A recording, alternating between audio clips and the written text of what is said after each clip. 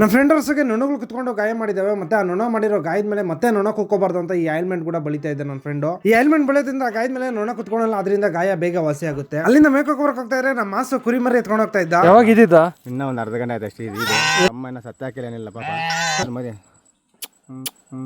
ಮುತ್ತು ಕೊಟ್ಟಾಗ ತುಟ್ಟಿಯಂತು ಬಲ್ಲೆ ಬಲ್ಲೆ ಬಲ್ಲೆ ಅಲ್ಲಿಂದ ಮೇಕೋಕ್ ಬಂದ್ರೆ ನಮ್ಮ ಪೆಪ್ಸೆ ಸಿಕ್ಕಿ ಹೊರೆ ಎತ್ತಿ ಬಾ ಅಂತಂದ್ರು. ಸರಿ ಅಂತ ನಾನು ಹೊರೆ ಎತ್ತಕ್ ಹೋದ್ರೆ ಅಲ್ಲಿ ಈ ತರ ಹೇಳ್ತಾ ಇದ್ರು. ಎಲ್ಲ ಕಿತ್ರು ಕ್ವಿಂಟಲ್ ಆಗಲ್ಲ ಇಲ್ಲಿ. ನೋಡ್ದಾ 3 ಬುಡ್ಡೆ ಆವೆ. ಜೀವನದಾಗ ಹೆಂಗ್ ಬದುಕೋದು ರೈತರು.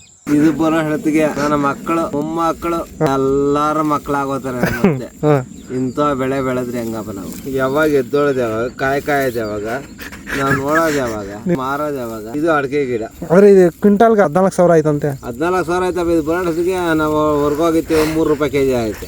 ಯಾರು ನೋಡಿದ್ರು ಅಡಿಕೆ ಅಡಿಕೆ ಅಡಿಕೆ ಅಡಿಕೆ. ತೆಂಗಿನ ಗಿಡ ಇಕ್ಕೋದೇ ಇಲ್ಲ. ತೆಂಗಿನ ಗಿಡ ಇಕ್ಕಲ್ಲ 50 ರೂಪಾಯಿ ಕೆಜಿ ಏನಂತೆ ತೆಂಗಿನಕಾಯಿ. ಈ ತಗರಿ ಗಿಡ ಕಾಯ್ದಿಂದಪ್ಪ ಉಗ್ಗಿ ರೋಗ ಬಂದೈತೆ. ಔಷಧಿ ಹೊಡಿಬೇಕಿತ್ತು. ಔಷಧಿ ಹೊಡೆದ್ರು ಅಷ್ಟೇ, ಔಷಧಿ ಹೊಡೆದಂಗಿದ್ರು ಅಷ್ಟೇ. ಈ ಕೂರ್ಲು ಒಟ್ಟಾಗವೆ ತಿರುಗಿ ಬರ್ತಾವ ಹಂಗೆ. ಇದಕ್ಕೆ ಯಾವ್ದೋ ಅಷ್ಟೇ ಅಷ್ಟೇ ಅಷ್ಟೇ.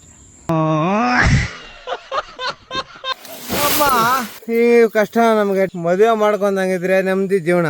ಮದುವೆ ಮಾಡ್ಕೊಂಡ್ರೆ ಅಯ್ಯೋ ಬೇಡವಮ್ಮ ಅಪ್ಪ. ನಮ್ಮ ಪೆಪ್ಸೈಸ್ ಹೇಳಿದ್ದು ನಿಜಾನ ಸುಳ್ಳು? ಯಾರಾದ್ರೂ ಮದುವೆ ಮಾಡ್ಕೊಂಡಿರೋ ವಿಡಿಯೋ ನೋಡ್ತಾ ಇದ್ರೆ ಕಮೆಂಟ್ ಮಾಡಿ. ಅಂದಂಗೆ ಇವತ್ತು ಇಷ್ಟೇ.